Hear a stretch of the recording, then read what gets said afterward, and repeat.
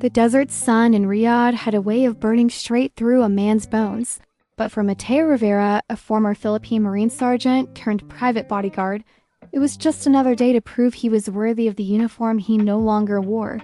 He stood outside the marble gates of the El Hashim Palace, scanning every angle with the same discipline he learned since he was 19. He didn't come to Saudi Arabia for adventure or money or prestige.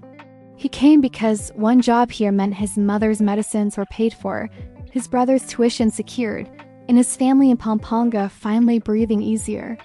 Most of the palace guards ignored him. Some whispered at his back when they thought he couldn't understand Arabic, but Mateo always heard it. The Filipino.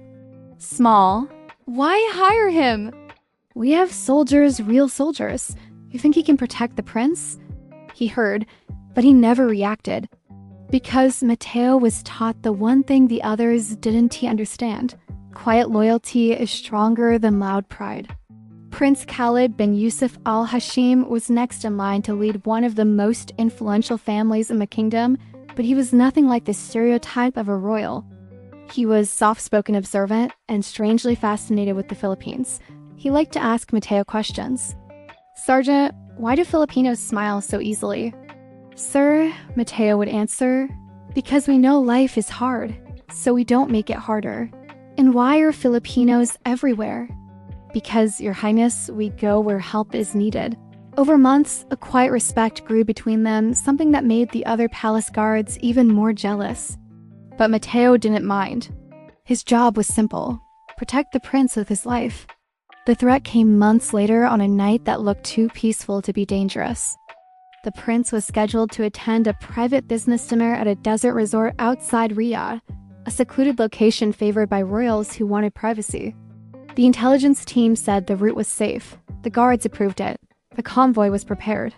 But Mateo felt something wrong, something in the air. In the way the desert animals had gone quiet, in the way the wind stopped moving. A veteran's instinct, a Filipino instinct. The same instinct that saved him and his platoon from an ambush years ago in Sulu. He approached the chief bodyguard, Captain Rashid. "Sir, request permission to change routes," Rashid scoffed. "You? Giving orders? Stick to watching bags."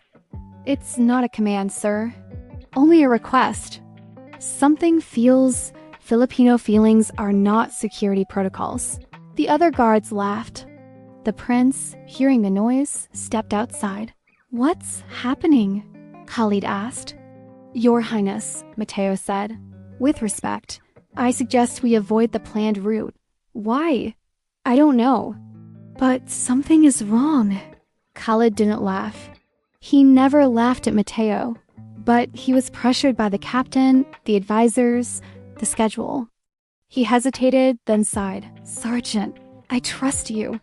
But we cannot change everything at the last minute. Still keep your eyes open." They departed. The convoy moved under the moonlight, the sands whispering against the tires.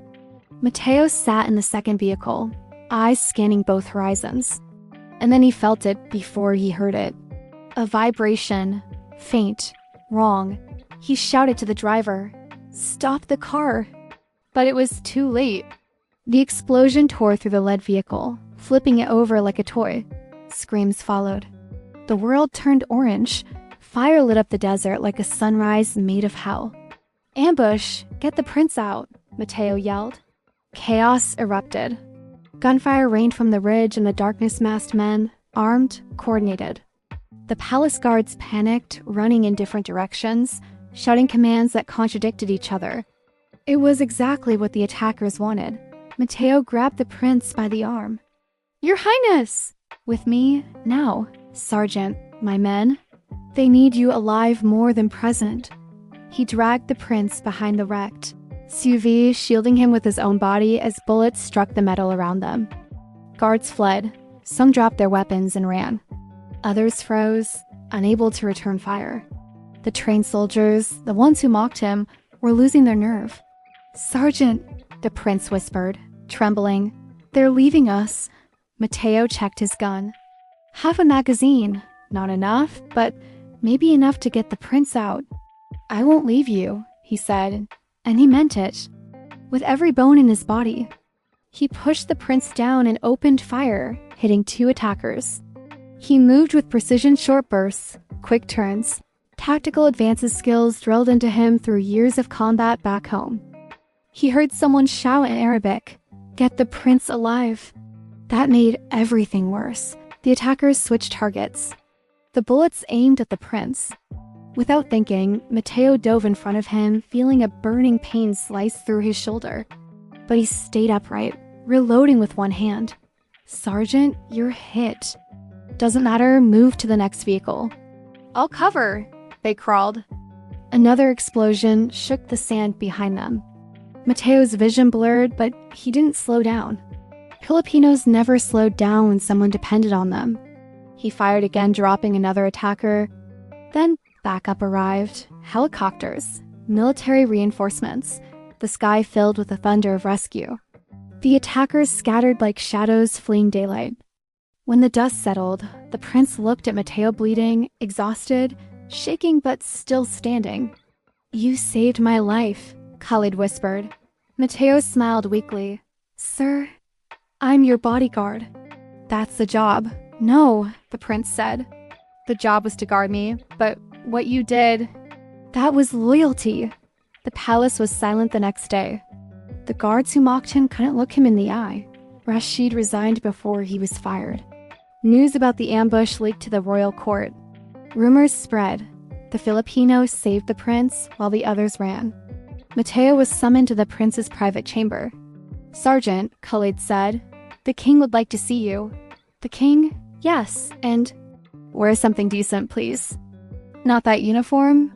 "Something worthy of the honor you're about to receive." Matteo's heart raced. The king awarded him the Golden Palm Medal of Valor, a recognition rarely given to foreigners. The news spread across the kingdom. Social media buzzed with praise for the Filipino warrior who stood when others fled. But the story didn't end there. Weeks later, the prince invited Matteo to join a humanitarian trip to the Philippines. He wanted to visit the villages, the schools, the families of the people he'd grown to admire through Matteo's stories. They visited Matteo's hometown in Pampanga. The prince met Matteo's mother, crying tears of pride. He walked through the small barangay, shaking hands, taking photos, listening to stories.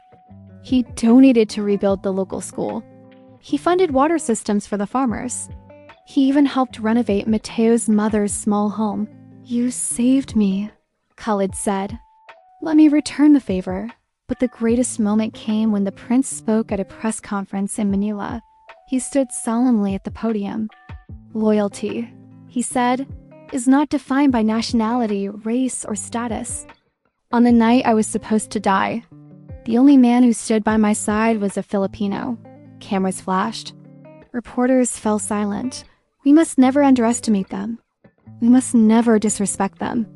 Because when the world is in danger, it is often the Filipino who risks everything to save it. Matteo felt tears sting his eyes.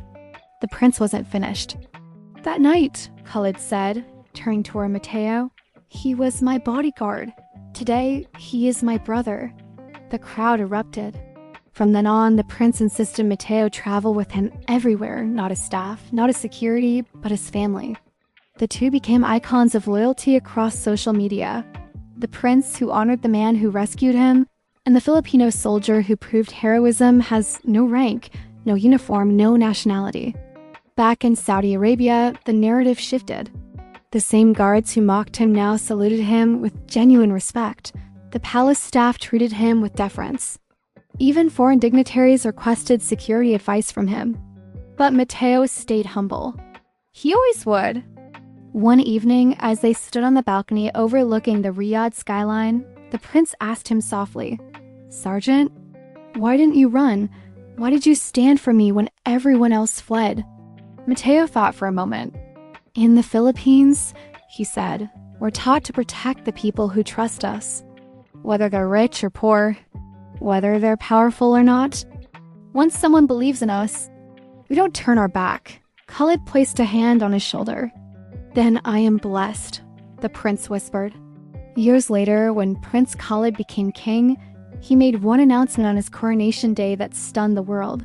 "My chief advisor, my right hand, will be the man who saved my life, a Filipino." Cameras flashed again. Mateo shook his head, overwhelmed. "Your Majesty, I'm just a soldier." "No," Khalid said, smiling warmly. "You are loyalty incarnate, and in a palace where power often depended on bloodline, wealth, or status, it was loyalty, the loyalty of one Filipino heart, that reshaped the destiny of a kingdom.